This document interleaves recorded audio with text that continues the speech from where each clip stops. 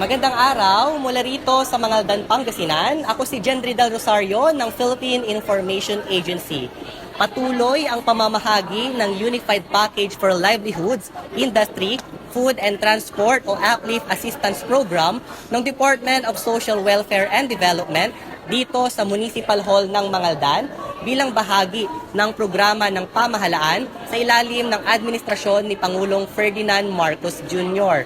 Ito po ay pagbibigay ng assistance sa mga mahihirap, near poor at low income na individuals upang makatulong po sa pagharap sa mga presyo ng mga bilihin, pagtaas ng mga langis, pagkain, pamasahe at iba pang pangunahing bilihin dulot ng energy emergency. At ang layunin dito ay para maiwasan na mas maraming pamilya po ang mahulog po sa kahirapan. Dito po sa Mangaldan, 1,262 po. Yun po yung poor and near poor household.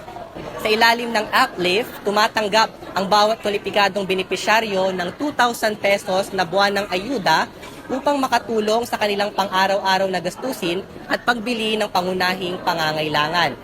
Matapos ang manual payout ngayong buwan, inaasahang idaraan na sa susunod na payout sa pamamagitan ng Land Bank accounts o GCash ng mga benepisyaryo.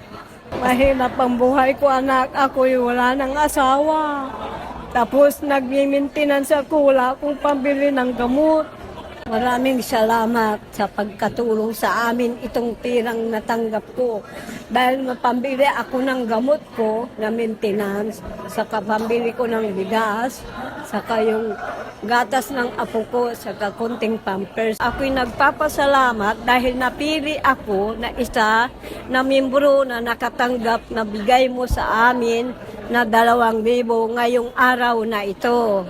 Kaya ako'y maraming salamat sa iyo, Presidente BBM Marcos, na sana'y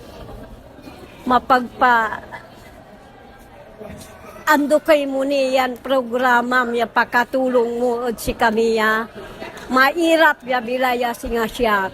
Kasabay ng payout sa Mangaldan, isinasagawa rin ngayong araw ang distribusyon ng Uplift Assistance sa mga bayan ng Bautista para sa 701 benepisyaryo at Bulinaw para sa 2,135 benepisyaryo bilang bahagi ng patuloy na rollout ng programa sa Pangasinan.